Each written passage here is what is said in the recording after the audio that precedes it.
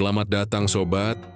Kali ini saya akan menceritakan sebuah sejarah Candi Borobudur yang menjadi ikon wisata berbagai mancanegara yang katanya candi tersebut sudah pernah hilang dan muncul kembali. Yok langsung simak saja setelah ini, selamat mendengarkan. Candi Borobudur Magelang. Borobudur adalah nama sebuah candi Buddha yang terletak di Kecamatan Borobudur, Kabupaten Magelang, yang letaknya sebelah selatan kurang lebih 15 km. Sebelah selatan kota Magelang, dataran Kedu yang berbukit hampir seluruhnya dikelilingi pegunungan. Pegunungan yang mengelilingi Candi Borobudur, di antaranya di sebelah timur terdapat Gunung Merbabu dan Gunung Merapi Barat, Laut Gunung Sumbing dan Gunung Sindoro. Dalam etnis Tionghoa, candi ini disebut juga Hanyu Pinyin Poluo Futu dalam bahasa Mandarin. Banyak buku-buku sejarah yang menuliskan tentang Candi Borobudur. Akan tetapi kapan Candi Borobudur itu didirikan tidaklah dapat diketahui secara pasti, namun suatu perkiraan dapat diperoleh dengan tulisan singkat yang dipahatkan di atas figura relief kaki asli. Candi Borobudur, Karwa Wibhanga, menunjukkan huruf sejenis dengan yang didapatkan dari prasasti di akhir abad ke-8 sampai awal abad ke-9 dari bukti. Bukti tersebut dapat ditarik kesimpulan bahwa Candi Borobudur didirikan sekitar tahun 800 Masehi. Kesimpulan tersebut di atas itu ternyata sesuai benar dengan kerangka sejarah Indonesia pada umumnya dan juga sejarah yang berada di daerah Jawa Tengah, pada khususnya periode antara abad ke-8 dan pertengahan abad ke-9, dikenal dengan abad emas Wangsa Shailendra. Kejayaan ini ditandai dibangunnya sejumlah besar candi yang di lereng-lereng gunung. Kebanyakan berdiri khas bangunan Hindu, sedangkan yang bertebaran di dataran-dataran adalah khas bangunan Buddha. Tapi ada juga sebagian khas Hindu. Dengan demikian dapat ditarik kesimpulan bahwa Candi Borobudur dibangun oleh Wangsa Shailendra yang terkenal dalam sejarah karena usaha untuk menjunjung tinggi dan mengagungkan agama Buddha Mahayana. Tahap pembangunan Borobudur. Tema 1. Tahap pertama. Masa pembangunan Borobudur tidak diketahui pasti. Diperkirakan antara 750 Masehi dan 850 Masehi. Pada awalnya dibangun tata susun bertingkat, sepertinya dirancang sebagai piramida berundak, tetapi kemudian diubah. Sebagai bukti ada tata susun yang dibongkar. Tahap kedua, pondasi Borobudur diperlebar, ditambah dengan 2 undak persegi dan 1 undak lingkaran, yang langsung diberikan stupa induk besar. Tahap ketiga, undak atas lingkaran dengan stupa induk besar dibongkar dan dihilangkan dan diganti 3 undak lingkaran. Stupa-stupa dibangun pada puncak undak-undak ini dengan 1 stupa besar di tengahnya. Tahap keempat, contoh perubahan kecil seperti pembuatan relief perubahan tangga dan lengkung atas pintu. Penemuan kembali Borobudur yang menjadi keajaiban dunia menjulang tinggi antara dataran rendah di sekelilingnya. Tidak akan pernah masuk akal mereka melihat karya seni terbesar yang merupakan hasil karya sangat mengagumkan, dan tidak lebih masuk akal lagi bila dikatakan Candi Borobudur pernah mengalami kerusakan. Memang demikian keadaannya, Candi Borobudur terlupakan selama tenggang waktu yang cukup lama, bahkan sampai berabad-abad bangunan yang begitu megahnya dihadapkan pada proses kehancuran. Kira-kira hanya 150 tahun, Candi Borobudur digunakan sebagai pusat ziarah. Waktu yang singkat dibandingkan dengan usianya ketika pekerja menghiasi, membangun bukit alam Candi Borobudur. Dengan batu di bawah pemerintahan yang sangat terkenal yaitu Samaratungga, sekitar tahun 800-an, dengan berakhirnya kerajaan Mataram tahun 930 Masehi, pusat kehidupan dan kebudayaan Jawa bergeser ke timur. Demikian karena terbengkalai tak terurus, maka lama di sana-sini tumbuh macam-macam tumbuhan liar yang lama-kelamaan menjadi rimbun dan menutupi bangunannya. Pada kira-kira abad ke-10, Candi Borobudur terbengkalai dan terlupakan. Baru pada tahun 1814 Masehi berkat usaha Sir Thomas Stamford Raffles, Candi Borobudur muncul dari kegelapan masa silam.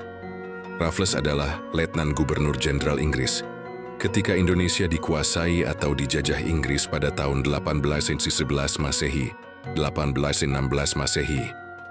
Pada tahun 1835 Masehi, seluruh candi dibebaskan dari apa yang menjadi penghalang pemandangan oleh Presiden kedua yang bernama Hartman karena begitu tertariknya terhadap Candi Borobudur sehingga ia mengusahakan pembersihan lebih lanjut. Puing-puing yang masih menutupi candi disingkirkan dan tanah yang menutupi lorong dari bangunan candi disingkirkan semua, sehingga candi lebih baik dibandingkan sebelumnya. Foto pertama Candi Borobudur dari tahun 1873, bendera Belanda nampak pada stupa utama candi. Penyelamatan 1. Semenjak Candi Borobudur ditemukan, dimulailah usaha perbaikan dan pemugaran kembali bangunan Candi Borobudur mula hanya dilakukan secara kecilan serta pembuatan gambar-gambar dan foto reliefnya. Pemugaran Candi Borobudur yang pertama kali diadakan pada tahun 1907 Masehi, 1611 Masehi di bawah pimpinan Tuan Van Erf, dengan maksudnya adalah untuk menghindari kerusakan-kerusakan yang lebih besar lagi dari bangunan Candi Borobudur teras tertinggi setelah restorasi Van Erf. Walaupun banyak bagian tembok atau dinding terutama tingkat 3 dari bawah sebelah barat laut, utara dan timur laut yang masih tampak miring dan sangat mengkhawatirkan bagi para pengunjung maupun bangunannya sendiri. Namun pekerjaan Van Erf tersebut untuk sementara Candi Borobudur dapat diselamatkan dari kerusakan yang lebih besar. Mengenai gapura hanya beberapa saja yang telah dikerjakan. Masa itu telah mengembalikan kejayaan masa silam. Namun juga perlu disadari bahwa tahun yang dilalui Borobudur selama tersembunyi di semak secara tidak langsung telah menutupi dan melindungi dari cuaca buruk yang mungkin dapat merusak bangunan Candi Borobudur. Van Erf berpendapat miring dan melesetnya dinding-dinding dari bangunan itu tidak sangat membahayakan bangunan itu. Pendapat itu sampai 50 tahun kemudian memang tidak salah. Akan tetapi sejak tahun 1919 Masehi, pendapat Tuan Van Erf itu mulai diragukan dan dikhawatirkan akan ada kerusakan yang lebih parah. Pemugaran Candi Borobudur. Pemugaran Candi Borobudur dimulai tanggal 10 Agustus 1673. Prasasti dimulainya. Pekerjaan pemugaran Candi Borobudur terletak di sebelah barat laut, menghadap ke timur Karyawan. Pemugaran tidak kurang dari 600 orang. Di antaranya ada tenaga-tenaga muda lulusan SMA dan SIM bangunan yang memang diberikan pendidikan, khususnya mengenai teori dan praktek dalam bidang cemika arkeologi atau CA dan teknologi arkeologi atau TA. Teknologi arkeologi bertugas membongkar dan memasang batu-batu Candi Borobudur, sedangkan kemika arkeologi bertugas membersihkan serta memperbaiki batu yang sudah retak dan pecah. Pekerjaan-pekerjaan di atas bersifat arkeologi semua ditangani oleh Badan Pemugaran Candi Borobudur. Sedangkan pekerjaan yang bersifat teknis seperti penyediaan transportasi, pengadaan bahan bangunan ditangani oleh kontraktor PT Nidya Karya dan The Construction and Development Corporation of the Philippines. Bagian Candi Borobudur yang dipugar ialah bagian rupa datu, yaitu tempat tingkat dari bawah yang berbentuk bujur sangkar. Sedangkan kaki Candi Borobudur serta teras Nendau Bului, Tetresi dan stupa induk ikut dipugar. Pemugaran selesai pada tanggal 23 Februari 1983 di bawah pimpinan Dr. Sukmono dengan ditandai sebuah batu prasasti seberat lebih dari 20 ton. Prasasti peresmian selesainya pemugaran berada di halaman barat dengan batu yang sangat besar. Dibuatkan dengan dua bagian, satu menghadap ke utara, satu lagi menghadap ke timur. Penulisan dalam prasasti tersebut ditandatangani langsung oleh tenaga yang ahli dan terampil dari Yogyakarta yang bekerja pada proyek pemugaran Candi Borobudur. Ikhtisar waktu proses pemugaran Candi Borobudur, 1814, Sir Thomas Stamford Raffles. Gubernur Jenderal Britania Raya di Jawa mendengar adanya penemuan benda purbakala di desa Borobudur. Raffles memerintahkan H.C. Cornelius menyelidiki lokasi penemuan, menyerupai bukit yang dipenuhi semak-semak berlubang. Telah 73 monografi pertama tentang candi diterbitkan. 1900 pemerintahan Hindia Belanda menetapkan sebuah panitia pemugaran dan perawatan Candi Borobudur. 1907, Theodor van Erp memimpin pemugaran hingga tahun 1911. 1926, Borobudur dipugar kembali, tapi terhenti pada tahun 1940 akibat krisis Malaysia dan Perang Dunia II. 1996, pemerintah Indonesia meminta bantuan UNESCO. Profesor Dr. C. Koremans datang ke Indonesia dari Belgia untuk meneliti sebab-sebab kerusakan Borobudur. 1963, pemerintah Indonesia mengeluarkan surat keputusan untuk memugar Borobudur, tapi berantakan setelah terjadi peristiwa G30S. 1998, pada konferensi 15 di Perancis, UNESCO setuju untuk memberi bantuan untuk menyelamatkan Borobudur. 1971, pemerintah Indonesia membentuk Badan Pelatihan Borobudur yang diketuai oleh Prof. Rayor Roseno. Memorialistik II International Consultative Committee dibentuk dengan melibatkan berbagai negara dan Roseno sebagai ketuanya. Komite yang disponsori UNESCO menyediakan $5 juta Amerika Serikat dari biaya pemugaran 50 juta Amerika Serikat.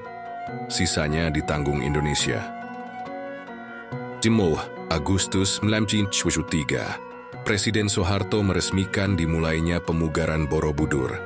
Pemugaran selesai pada tahun 1984. Pada 21 Januari 1985, terjadi serangan bom yang merusakkan beberapa stupa pada Candi Borobudur, yang kemudian segera diperbaiki kembali. Serangan dilakukan oleh kelompok Islam ekstremis yang dipimpin oleh Hussein Ali Al-Habsyi. 1991, Borobudur ditetapkan sebagai warisan dunia UNESCO. Batu peringatan pemugaran Candi Borobudur dengan bantuan UNESCO. Asal-usul nama Borobudur. Banyak teori yang berusaha menjelaskan nama candi ini. Salah satunya menyatakan bahwa nama ini kemungkinan berasal dari kata Sambharabhudara, yaitu artinya gunung atau budara, di mana di lereng-lerengnya terletak teras-teras. Selain itu terdapat beberapa etimologi rakyat lainnya. Misalkan kata Borobudur berasal dari ucapan para Buddha yang karena pergeseran bunyi menjadi Borobudur.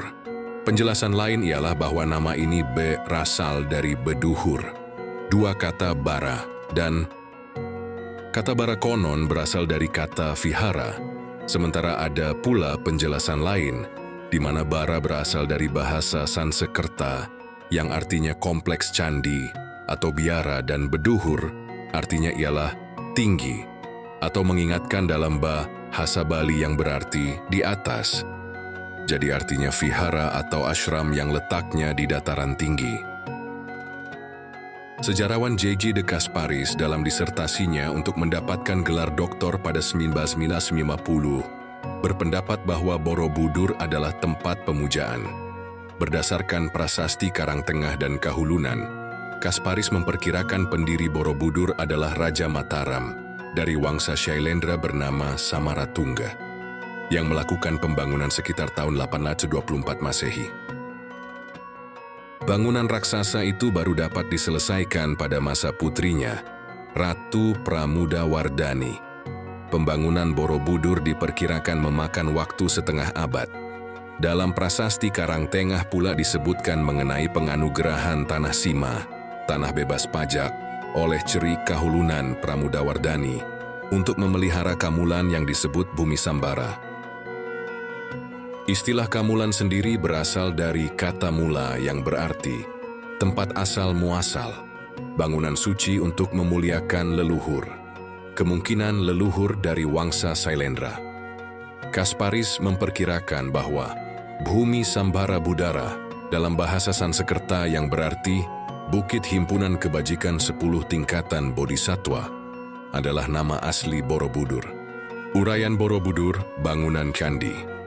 Candi Borobudur dibangun menggunakan batu adesit sebanyak 55.000 m3. Bangunan Candi Borobudur berbentuk limas yang berundak-undak dengan tangga naik pada keempat sisinya, utara, selatan, timur, dan barat. Pada Candi Borobudur tidak ada ruangan di mana orang tak bisa masuk, melainkan bisa naik ke atas saja. Lebar bangunan Candi Borobudur 123 meter. Panjang bangunan Candi Borobudur 123 meter. Pada sudut defleksi 113 meter. Dan tinggi bangunan Candi Borobudur 30,5 meter.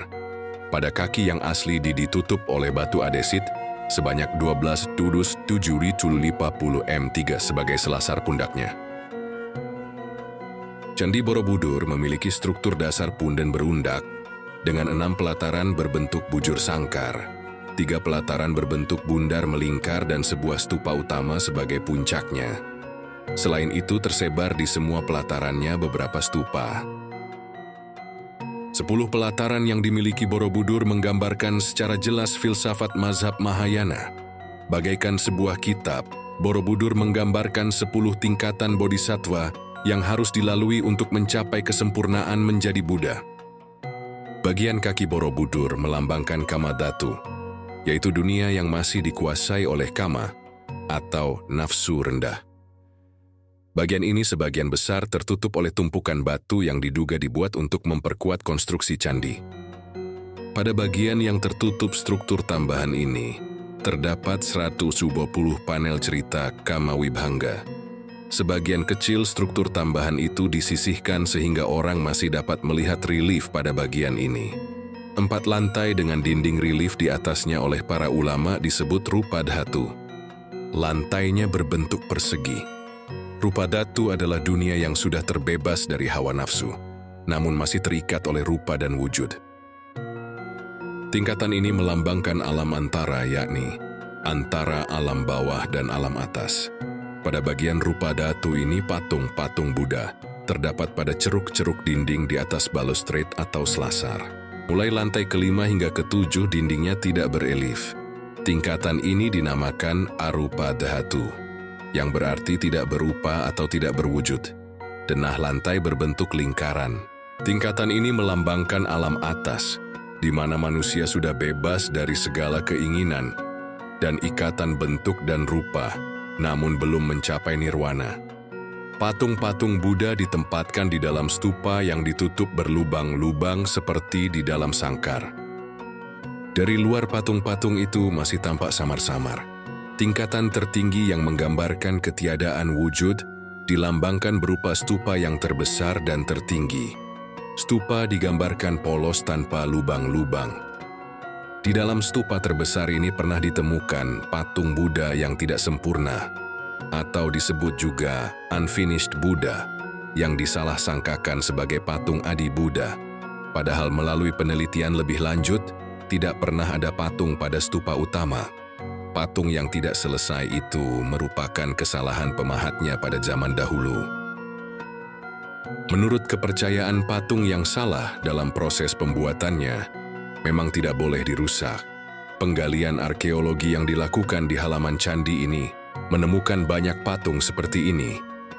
Di masa lalu beberapa patung Buddha bersama dengan 30 batu dengan relief, 2 patung singa, beberapa batu berbentuk kala, tangga dan gerbang dikirimkan kepada Raja Thailand. Chulalongkorn yang mengunjungi Hindia Belanda, kini Indonesia, pada tahun 1996, sebagai hadiah dari pemerintah Hindia Belanda ketika itu. Borobudur tidak memiliki ruang-ruang pemujaan seperti candi-candi lain. Yang ada ialah lorong-lorong panjang yang merupakan jalan sempit. Lorong-lorong dibatasi dinding mengelilingi candi tingkat demi tingkat. Di lorong-lorong inilah umat Buddha diperkirakan melakukan upacara berjalan kaki mengelilingi candi ke arah kanan.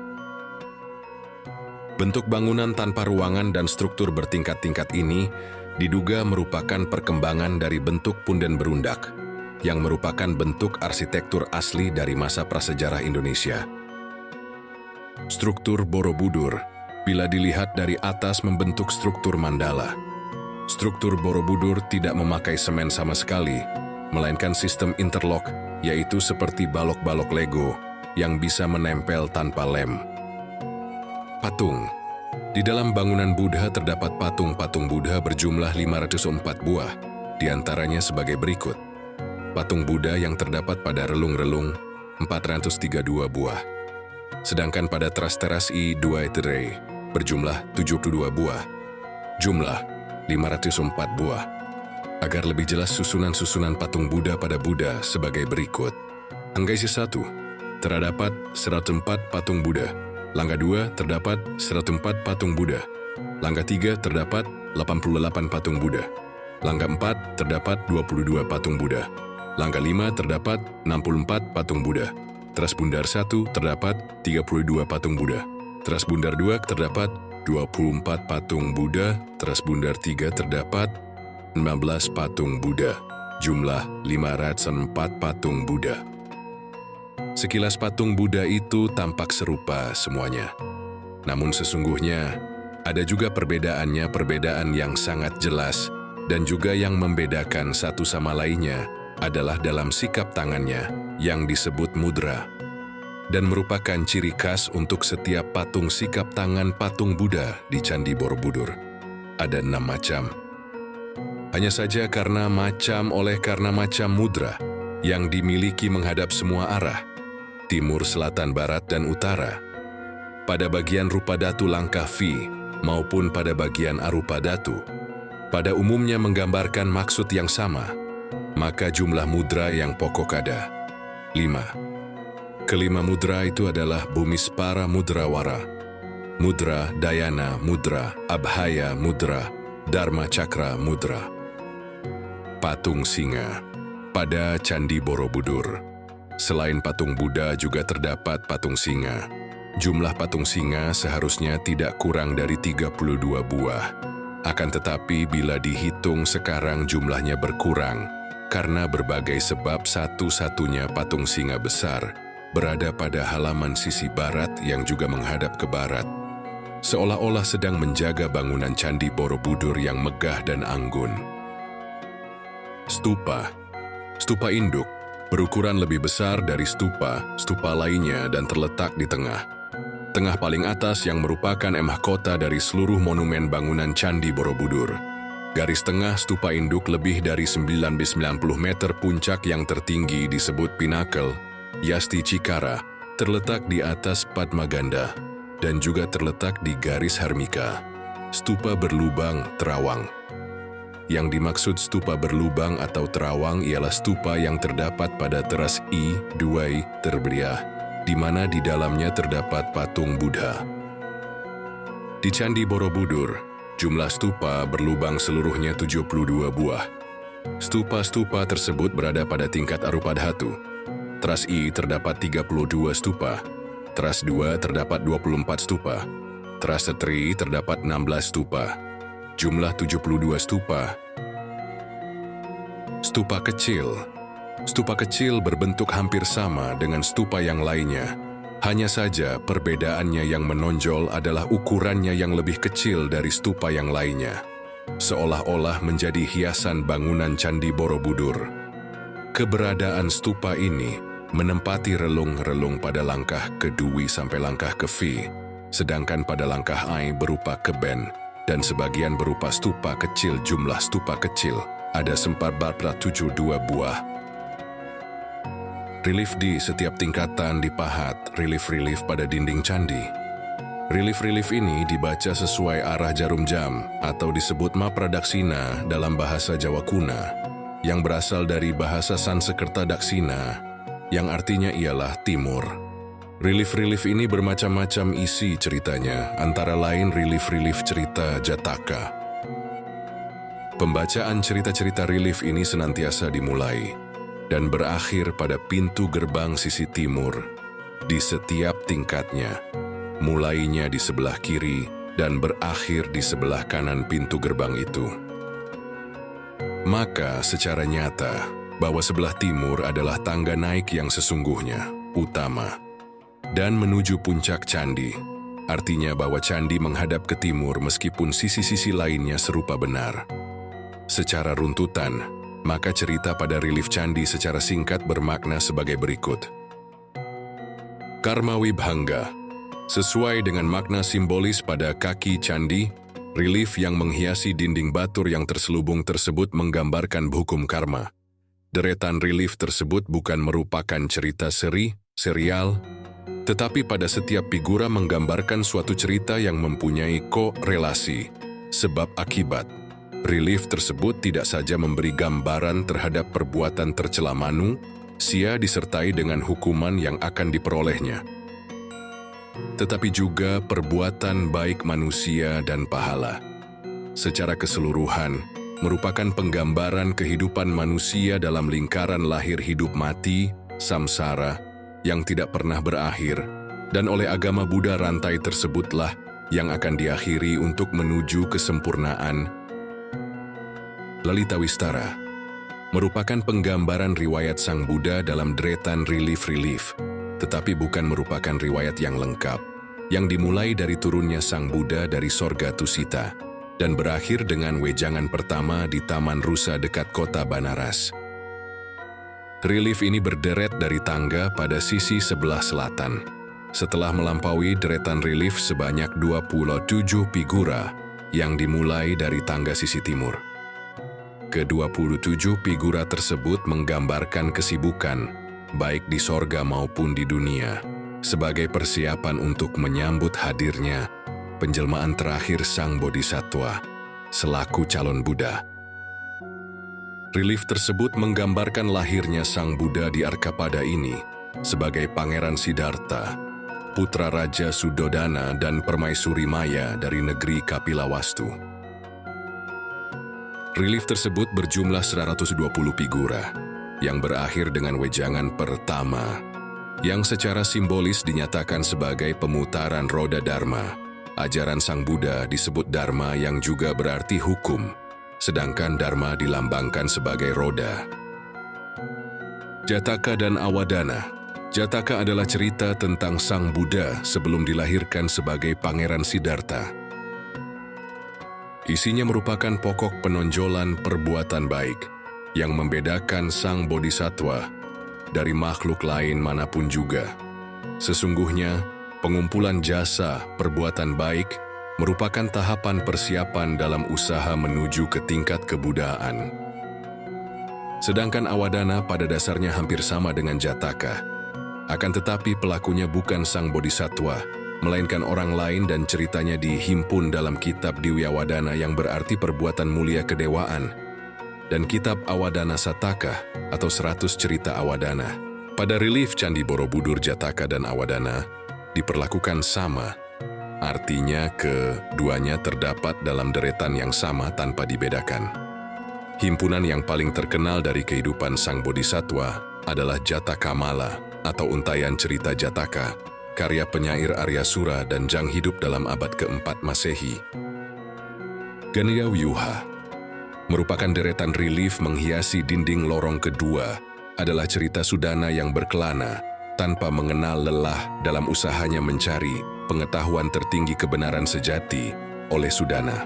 Tentang penggambarannya dalam 460 figura didasarkan pada kitab suci Buddha Mahayana yang berjudul Ganda Wyuha, dan untuk bagian penutupnya berdasarkan cerita kitab lainnya yaitu Badrachari, Arka Buddha. Selain wujud Buddha dalam kosmologi Buddhis yang terukir di dinding, di Borobudur terdapat banyak arka Buddha duduk bersila dalam posisi lotus serta menampilkan mudra atau sikap tangan simbolis tertentu. Patung Buddha dalam relung-relung di tingkat rupa datu. Diatur berdasarkan barisan di sisi luar pagar langkan. Jumlahnya semakin berkurang pada sisi atasnya. Barisan pagar langkan pertama terdiri dari 104 relung, baris kedua 104 relung, baris ketiga 88 relung, baris keempat 72 relung, dan baris kelima 64 relung. Jumlah total terdapat 432 arca Buddha di tingkat rupa datu. Pada bagian arupa datu, 3 pelataran melingkar.